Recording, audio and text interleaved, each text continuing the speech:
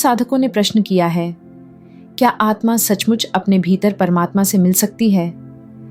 क्या हमारे अंतर में कोई ऐसा स्थान है, शांत, रहस्यमय, अदृश्य, जहां भीतर उतरकर हम उस मौन की झलक पा सकते हैं, जिसमें ईश्वर की उपस्थिति केवल एक विचार नहीं, एक जीवंत अनुभव बन जाती है? क्या वही स्थान भंवर गुफा है? संतों ने उसे एक गुप्त द्वार कहा है, बाहर नहीं, भीतर की गहराइयों में खुलने वाला एक सूक्ष्म बिंदु। वहां कोई शब्द नहीं गूंजते, कोई विचार नहीं चलते, केवल एक मौन बहता है, जैसे आत्मा अपने मूल स्रोत की गोद में विश्राम कर रही हो। यह गुफा कोई कल्पना नहीं, यह उस यात्रा का पड़ाव है जहां साधना पहली बार जीवित होती है, जहां ध्यान क्रिया से भाव बनता है और भाव धीरे धीरे अनुभव में ढलता है। लेकिन यह राह केवल चाहने से नहीं खुलती। आत्मा को उस अनुभव के योग्य बनना पड़ता है, उसे धीरे धीरे निर्मल होना होता है।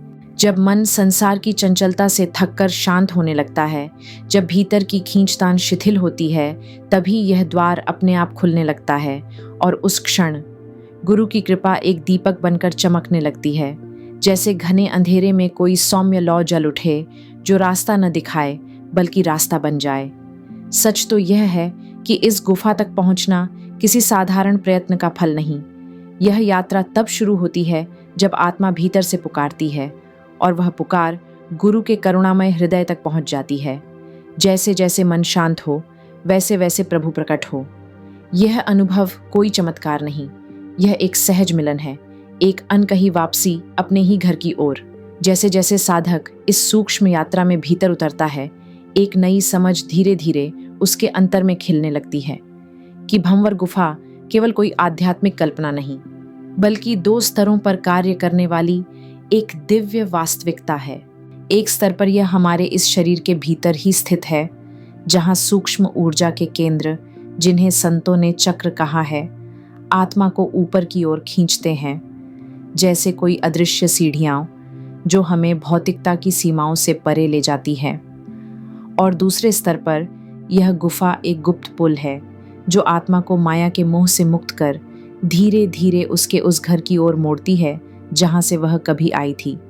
लेकिन यह प्रवेश, यह मिलन केवल बैठ जाने या आंखें बंद कर लेने से नहीं होता।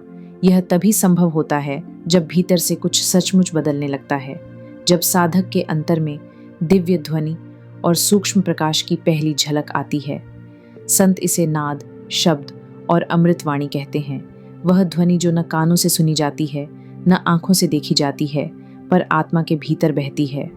एक ऐसी धुन जो सृष्टि के आरंभ से गूंज रही है।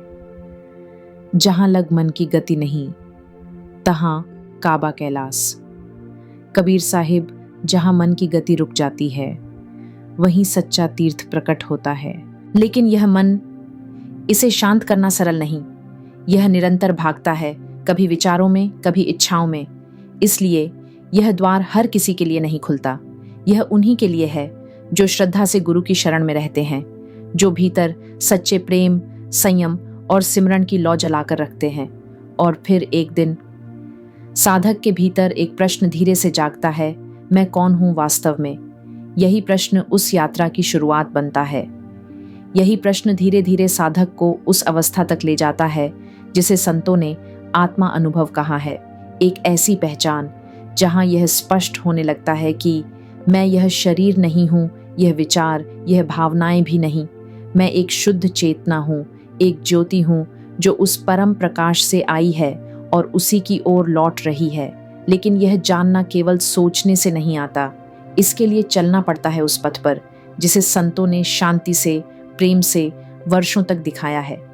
और उस पथ की पहली शर्त है एक जीवित गुरु की कृपा। गुरु, वे उस पहले दीपक की तरह होते हैं जो भीतर के अंधकार में धीरे से जलता है, तेज नहीं, चुभता हुआ नहीं, बस एक कोमल, स्थिर लौ जो साधक को राह दिखाने नहीं, राह बनने के लिए जलती है। यही दीपक साधक को उस भंवर गुफा तक ले जाता है, वहां जहां पहली बार आत्मा परमात्मा की ध्वनि को सुनती है और उसका प्रकाश एक सुखद मौन में आत्मा को स्पर्श करता है। गुरु सिखाते हैं ध्यान क्या है, सिमरन क्या है। सिमरन वह मधुर स्मरण है उस नाम का जो गुरु ने दिया। एक ऐसा नाम जो केवल बोलने की वस्तु नहीं बल्कि आत्मा की सांस बन जाए, और ध्यान उस नाम में मन को टिकाना, जैसे कोई चंचल पक्षी किसी एक डाल पर आकर रुक जाए और वहीं स्थिर हो जाए। जब मन की चंचलता थमती है, जब विचारों की भीड़ धीरे धीरे शांत होती है, तो भीतर शांति उतरती है। वही शांति आत्मा को भीतर की ओर ले चलती है, जैसे कोई नाव लहरों से नहीं मौन से चल रही हो। पर यह साधना केवल अभ्यास नहीं है, यह समर्पण है। एक ऐसा समर्पण जिसमें साधक धीरे धीरे संसार के मोह से मुड़ता है और ईश्वर की ओर झुकता है। वैराग्य, संयम और साधना में निरंतरता, ये केवल नियम नहीं, यह आत्मा का अनुशासन है। और सबसे जरूरी है गुरु की आज्ञा का पालन। बिना गुरु की आज्ञा के चलना जैसे बिना नक्शे के अनजाने समुद्र में उतर जाना। रास्ता होगा पर पहचान नहीं होगी। गुरु केवल शब्द नहीं देते, वे जीवन बनकर साथ चलते हैं। वे मन की चालाकियों को पहचानते हैं, माया के जाल को समझते हैं और साधक को धीरे धीरे उस प्रकाश की ओर ले चलते हैं जहां आत्मा अपनी राह को पहचानने लगती है। गुरु गोविंद दोनों खड़े, काके लागू पाए, बलिहारी गुरु आपने, गोविंद दियो मिलाए। गुरु ही वह द्वार है जहां परमात्मा का अनुभव आरंभ होता है। भंवर गुफा का रहस्य यह कोई साधारण ज्ञान नहीं, यह एक दिव्य अनुभव है, और यह रहस्य उन्हीं के लिए खुलता है जिनके जीवन में गुरु की कृपा का सूर्य पूरी तरह उदित हो चुका होता है। करोड़ों साधकों में केवल वे थोड़े से ही उस अनुभव तक पहुंच पाते हैं जो निष्ठा से, श्रद्धा से हर दिन अपने जीवन को सिमरण, सेवा और समर्पण में ढालते हैं। जब जीवन में अनुशासन आ जाता है और उस अनुशासन में प्रेम होता है और उस प्रेम में गुरु की आज्ञा का पालन होता है, तब साधक धीरे धीरे उस रहस्यमय द्वार के समीप पहुंचने लगता है जहां आत्मा पहली बार अनुभव करती है कि यह यात्रा कोई बाहर की दिशा नहीं है, यह भीतर उतरने की यात्रा है। और यह प्रयास तब पूर्ण होता है जब साधक के जीवन में गुरु की कृपा स्थिर हो जाती है, जैसे कोई दीपक जो अब कभी बुझता नहीं। गुरु ही वह दृष्टि है जिससे अंधकार भी दिशा बन जाता है। भंवर गुफा तक पहुंचना आत्मा के लिए वह क्षण है जब वह माया के भंवर से निकलकर अपने असली घर की ओर चल पड़ती है। एक घर जो बाहर नहीं भीतर है, जो नया नहीं बस भुला हुआ है। यह रहस्य केवल पढ़ लेने या सोच भर लेने से नहीं खुलता। यह कोई तर्क का विषय नहीं, यह तो अनुभव की भूमि है, उस मौन की ओर जाने की पुकार जहां भीतर का स्वर पहली बार सुनाई देता है, धीरे धीरे, बहुत धीमे, जैसे आत्मा खुद को सुन रही हो। लेकिन यह मौन तब तक नहीं आता जब तक मन का तूफान शांत ना हो जाए, क्योंकि मन कभी स्थिर नहीं रहता। वह या तो विचारों में उलझा रहता है या इच्छाओं में भटकता है। कबीर साहिब ने इस मन को बड़ी सुंदरता से एक तिनके से जोड़ा है। तिनका कब न निंदी जो पांव तले हुए, कबू उड़ी आंखन पड़े तो पीर घनेरी हुए। जब तक यह तिनका नीचे पड़ा रहता है कोई ध्यान नहीं देता, लेकिन जब उड़कर आंख में चुभता है तो वह पीड़ा गहरी हो जाती है। ऐसा ही है यह मन, जब यह नीचे झुका हो तो शांति है, लेकिन जब यह उड़ता है, भटकता है, तब साधना भी पीड़ादायक लगती है। गुरु ही हैं जो इस चुभते हुए मन को समझते हैं और उसे प्रेम से दिशा देते हैं। गुरु नानक देव जी की एक मधुर स्मृति इस गहन यात्रा को बड़ी सहजता से उजागर करती है। एक दिन जब वे अपने शिष्यों के साथ ध्यान में लीन थे, एक जिज्ञासु ने धीरे से पूछा, हे गुरु, यह भंवर गुफा क्या है? गुरु नानक जी ने शांत होकर कहा, यह वह स्थान है जहां मन का अंधकार समाप्त होता है और आत्मा का प्रकाश प्रकट होने लगता है। जब कोई साधक नाम में डूब जाता है तब वह इस गुफा को पार कर सकता है। उन्होंने बताया कि सतनाम का जाप साधक को भीतर की उस गहराई में ले जाता है जहां कोई कोलाहल नहीं बचता, और वही नाम उसे उस सूक्ष्म द्वार तक पहुंचाता है जहां से दिव्य ध्वनि सुनाई देती है। यह ज्ञान कोई किताबों में नहीं समाता, इसे तो धीरे धीरे भीतर उतारना होता है, जैसे कोई प्रेम भरा गीत हो जो आत्मा की गहराई में उतर जाए और वहां स्थिर हो जाए। जैसे जैसे साधक इस मौन में उतरता है, उसका मन शांत होता है और फिर वे अनुभव आने लगते हैं जो केवल समझ से नहीं, केवल भाव से समझे जा सकते हैं। कबीर साहिब ने कहा था, साहिब से जो प्रेम करे भंवर गुफा का रहस्य समझे। यह रहस्य केवल शब्दों का नहीं है, यह तो प्रेम का, समर्पण का और मौन में डूब जाने का मार्ग है। एक बार एक शिष्य ने कबीर साहिब से पूछा, गुरुदेव, ध्यान में मुझे एक गहरी गुफा दिखाई दी, वह क्या थी? कबीर साहिब मुस्कुराए और बहुत सहज भाव से बोले, वही तो भंवर गुफा है। जब मन पूरी तरह स्थिर हो जाता है तो आत्मा उस सूक्ष्म द्वार में प्रवेश करती है जहां से उसे पहली बार परमात्मा की ध्वनि सुनाई देती है। यह कोई आवाज नहीं होती, यह एक मौन की धुन होती है जो बाहर से नहीं भीतर से बजती है और जिसे सुनकर आत्मा समझ जाती है अब वह घर की ओर लौट रही है।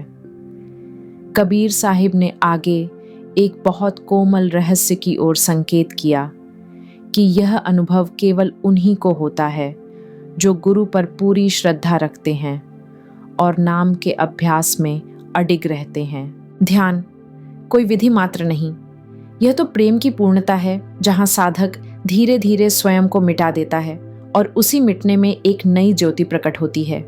एक ऐसी ज्योति जो कभी बाहर नहीं थी, वह तो सदा भीतर थी, बस मन के कोलाहल में छुप गई थी।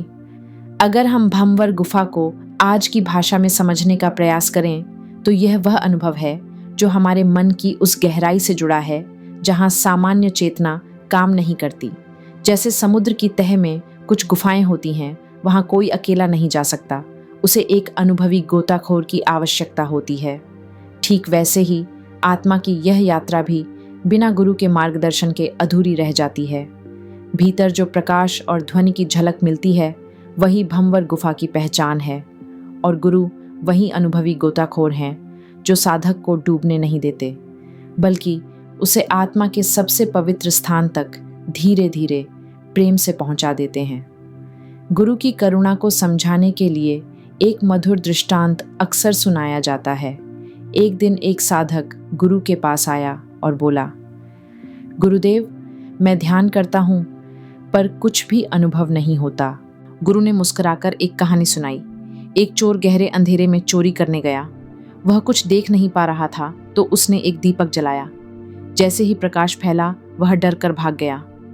गुरु ने समझाया, वह चोर मन है, अंधकार अज्ञान है और दीपक गुरु का दिया हुआ नाम है।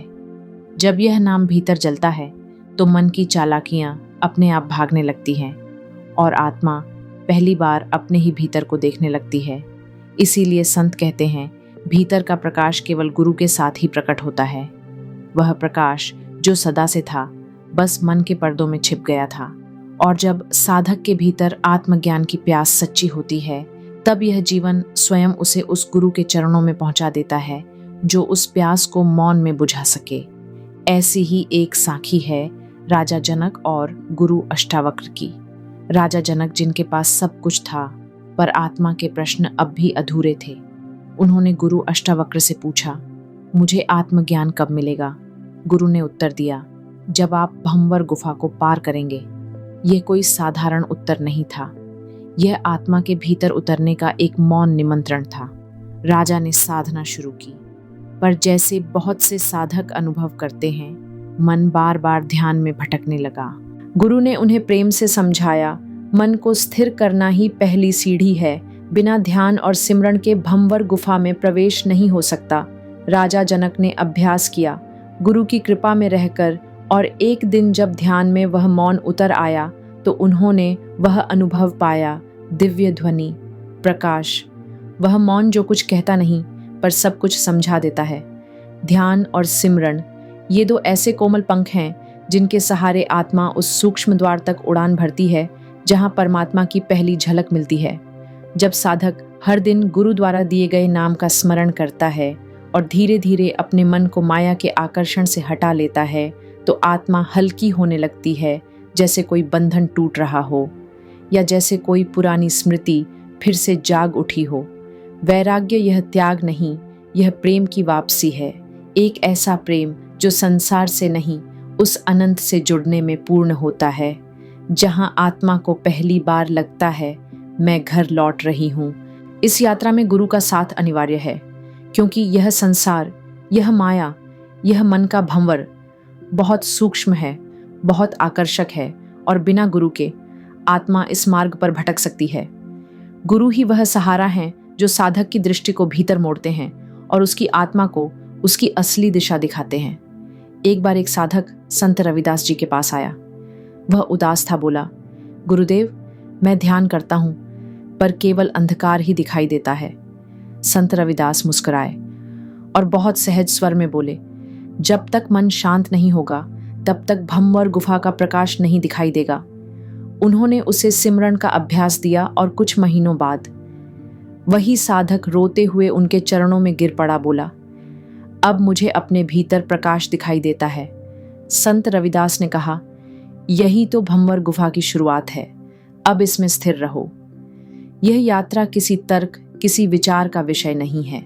यह अनुभव का मार्ग है जहां करोड़ों में केवल कुछ ही आत्माएं पहुंच पाती हैं, क्योंकि यह मार्ग केवल अभ्यास से नहीं, गुरु की कृपा, ध्यान की गहराई और पूर्ण समर्पण से खुलता है। जब साधक संयम और वैराग्य को अपने जीवन में जीने लगता है और गुरु पर पूर्ण श्रद्धा रखता है, तब आत्मा को वह अधिकार प्राप्त होता है कि वह इस सूक्ष्म गुफा में प्रवेश करे। सद्गुरु बिना मोक्ष नहीं। सद्गुरु ही वह द्वार है जहां आत्मा परमात्मा से मिलती है। अगर इस प्रकाश ने आपके भीतर कोई कोमल स्पर्श छोड़ा हो, अगर इन शब्दों में आपको अपने ही भीतर की कोई भूली बिसरी पुकार सुनाई दी हो, तो मैं आपसे एक विनम्र निवेदन करना चाहती हूँ। कृपया इस वीडियो को लाइक करें, शेयर करें और सब्सक्राइब ज़रूर करें, क्योंकि यह केवल एक चैनल नहीं है, यह एक सेवा है। इस माध्यम से जो भी थोड़ी बहुत आय होती है, वह संपूर्ण रूप से उन मासूम बच्चों की शिक्षा और भोजन में लगाई जाती है जिनके जीवन में रोशनी की पहली किरण भी अभी बाकी है। आपका यह एक छोटा सा सहयोग उनके लिए जीवन का सबसे बड़ा उपहार बन सकता है। और अब बस थोड़ी देर मौन हो जाएं। जो सुना उसे सोचने की जगह महसूस करें, उसे शब्दों में न बांधें, उसे अपने भीतर बहने दें, जैसे कोई धीमी पवित्र धुन जो बाहर से नहीं आती, भीतर से उठती है और भीतर ही बजती रहती है सदा के लिए।